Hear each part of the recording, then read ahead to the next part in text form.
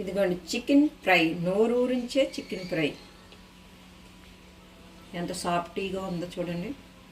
ఇది మనకి చక్కగా రైస్లో గట్ట, మనకు రైస్ కానీ సాంబార్లోకి అలాగైతే ఇది గ్రేవీ కూడా ఉన్నది కాబట్టి రైస్లోకి సరిపోతుంది.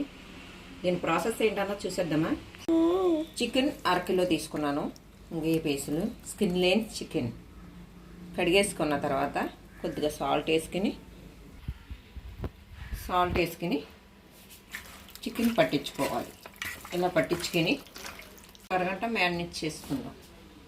ఒక 5 టేబుల్ స్పూన్లు ఆయిల్ వేసుకోవాలి. ఇలా ఆయిల్ మరిగిన తర్వాత ఒక 2 ఉల్లిపాయలు, కట్ చేసిన పెద్ద ఉల్లిపాయలు దీంట్లో ముక్కలు వేసుకోవాలి. మనకు ఉల్లిపాయ బాగా మగ్గాలంటే కొద్దిగా సాల్ట్ని యాడ్ చేసుకుంటే ఉల్లిపాయ అన్నది బాగా మగ్గుతుంది.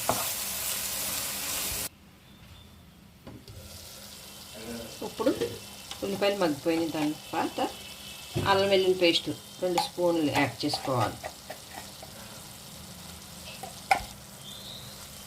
మొత్తం ఈ ఉల్లిపాయకి పట్టించుకోవాలి, పచ్చివాసన పోయే వరకు. ఫ్లేవర్ అన్నది మనకి ఈ అల్లం వెల్లుల్లి పేస్ట్ మొత్తం వేగిన తర్వాత మంచి ఫ్లేవర్ వస్తుంది. ఉల్లిపాయ ఇలా మగ్గిపోయిన తర్వాత మనం కడుగు పెట్టుకున్న చికెన్ ఉన్నది కదా, దాన్ని దీంట్లో యాడ్ చేసేసుకోండి.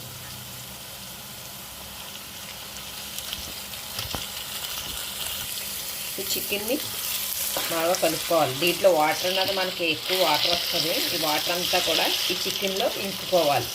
అప్పటి వరకు కూడా దీన్ని ఐలోనే మనం పెట్టుకున్న మంటనే కుక్ చేసుకోవాలి.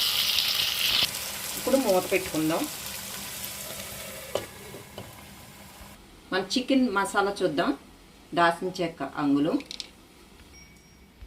లవంగాలు 4, లాలిక్కాయలు 2, 1 స్పూన్ జీలకర్ర, 2 స్పూన్ ధనియాలు. ఇవి మెత్తగా పొడిని చేసుకోవాలి. చికెన్ అన్నది మనకి కలర్ ఉంది. ఇలా చూడండి కలర్ ఎలా మారిందో. మనకి నూనె కూడా పైకి తేరిపోయింది కాబట్టి ఇప్పుడు కట్ చేసిన పచ్చిమిరకాయలు,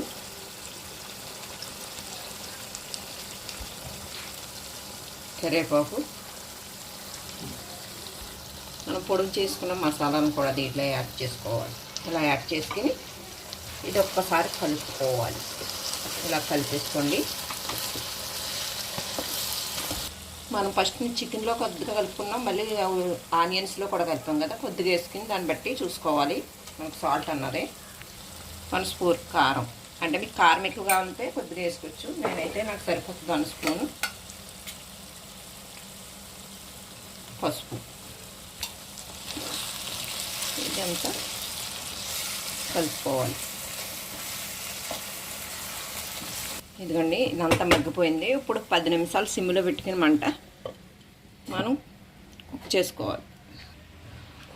ఇదిగో 10 నిమిషాలు అయిన తర్వాత ఒకసారి చూసుకోవాలి. ఇదిగోండి మనకి నూనె అన్నది తేలిపోయింది, చికెన్ అన్నది మనకి రెడీ అయిపోయింది.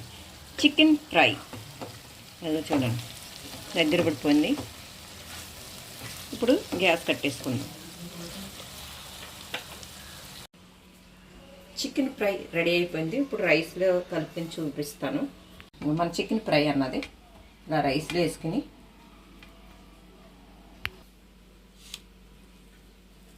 ఇంకో గ్రేవీ ఇలా కలుపుకొని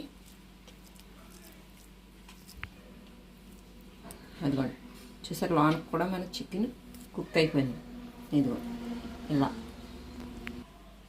అదిగో వేడి చికెన్ ఫ్రై రెడీ అయిపోయింది.